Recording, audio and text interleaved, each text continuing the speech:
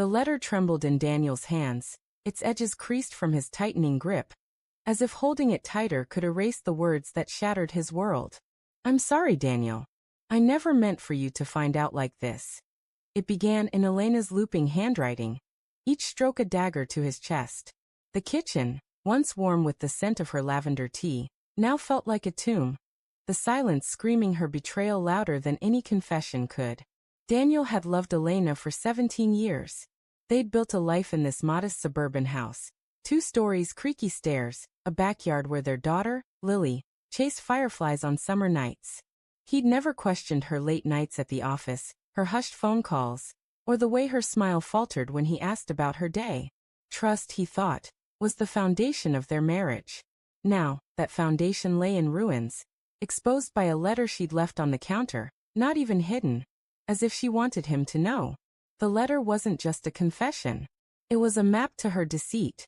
Elena had been working with her brother, Marcus, a slick real estate developer with a grin that never reached his eyes. Together, they'd orchestrated a plan to sell the house out from under Daniel, claiming it was for their future. The deal was done. Papers signed, buyers lined up. But the letter revealed more. An affair with Marcus's business partner, Richard, a man Daniel had welcomed into their home for barbecues and game nights. The betrayal wasn't just financial. It was personal, a wound that bled trust and love in equal measure. Daniel sank into a chair, the wood groaning under his weight. His mind replayed every moment he'd missed. The way Elena's laughter sparkled for Richard, how she'd brush off Daniel's concerns with a kiss and a "you're overthinking" love. He'd been blind, not because he couldn't see, but because he chose not to. The truth had been there, in her distracted glances, her hurried excuses, but he'd buried it under faith in her. He didn't cry. Not yet. Instead, a cold resolve settled in his chest, heavy as the mortgage papers stacked in the drawer. Elena thought she'd won, that she and Marcus could take the house, their memories, their life, and leave him with nothing. But Daniel wasn't nothing. He was a lawyer, meticulous and patient, and he'd always read the fine print.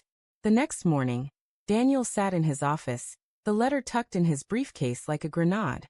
He called his old friend, Sarah, a real estate attorney with a knack for spotting loopholes. "I need you to look at something," he said, his voice steady despite the storm inside. Sarah arrived within the hour, her sharp eyes scanning the sale contract Elena had signed. Daniel watched her, his heart pounding, hoping for a lifeline. "There's a clause," Sarah said finally, tapping a paragraph buried in legal jargon. "It's subtle, but it's there. The sale requires unanimous consent from all property owners. You didn't sign this, did you?" Daniel shook his head, a flicker of hope igniting. "No.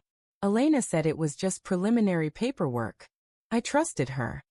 Sarah's face softened, but her voice stayed firm. "This clause could void the sale. If you act fast, you can stop it." "But Daniel, are you sure you want to fight this? It's your home, but it's also her betrayal. Can you live there knowing?" He didn't answer right away. The house was more than bricks and mortar. It was Lily's crayon drawings on the walls, the dent in the doorframe from Daniel's clumsy attempt at renovations, the garden where Elena planted roses she no longer tended. Could he let it go? Could he let her go? That night, Elena came home, her face a mask of practiced calm. "You found the letter," she said, not a question. She stood by the sink, arms crossed, her eyes avoiding his. "Why?" Daniel's voice cracked, betraying the calm he'd rehearsed.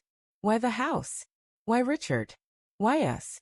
Elena's lips trembled, but her words were steady. "I didn't plan this, Daniel. It just happened. Richard listens to me. He sees me. You're always so busy, so focused on work, on Lily. I felt invisible." Invisible. The word hit like a slap. "I gave you everything, Elena. My trust, my heart, this home. And you sold it all for what? A fling? A payout?" "It's not just a fling," she snapped, then softened, her voice breaking. "I love him. And Marcus needed the money for his business. I thought we could start over, somewhere new." Daniel laughed, a bitter sound that echoed in the quiet kitchen. "Start over? You didn't even ask me. You didn't give me a chance." The argument spiraled, words cutting deeper than either intended. Lily upstairs must have heard, but Daniel couldn't stop. The pain poured out. Years of unspoken doubts. Of loving her more than she ever seemed to love him back. When Elena finally left, slamming the door behind her, the house felt emptier than ever. But Daniel wasn't done. He spent the next week working with Sarah, leveraging the clause to halt the sale. The buyers, furious, backed out, leaving Marcus scrambling to cover his losses. Richard, it turned out, had been skimming funds from Marcus's business, a fact Daniel uncovered with a few well-placed calls. When the truth came out, Marcus turned on Richard, and Elena's carefully built world began to crumble. The courtroom was small, sterile, but to Daniel, it was a battlefield. He stood before the judge, his voice steady as he presented the clause, the contract, the betrayal. Elena sat across the room, her face pale, Richard nowhere in sight. Marcus, red-faced, muttered excuses to his lawyer. The judge ruled in Daniel's favor. The sale was voided, the house was his. But victory felt hollow. Daniel returned to the house alone. Lily at her grandmother's for the weekend. He walked through the rooms, each one haunted by memories. The couch where they'd watched old movies, the bedroom where they'd whispered dreams, the kitchen where he'd found the letter. He could keep the house, but could he keep the life it held? In the end, Daniel made a choice. He met Elena one last time on the front porch, the roses wilting in the autumn chill. "I'm keeping the house," he said, his voice low but firm. "Not because I want to hurt you, but because it's Lily's home. Our home. You broke us, Elena, but you don't get to take this too." Tears streamed down her face, but she nodded. "I'm sorry, Daniel. I never wanted this." He didn't respond. He didn't need to. The clause had saved the house, but it had also ruined her plans, her affair, her alliance with Marcus.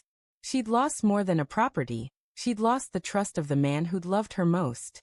As Elena walked away, Daniel stood in the doorway, the weight of the house settling around him. It wasn't a triumph, not really. It was survival. He'd rebuild, for Lily, for himself. The house would stand, and so would he.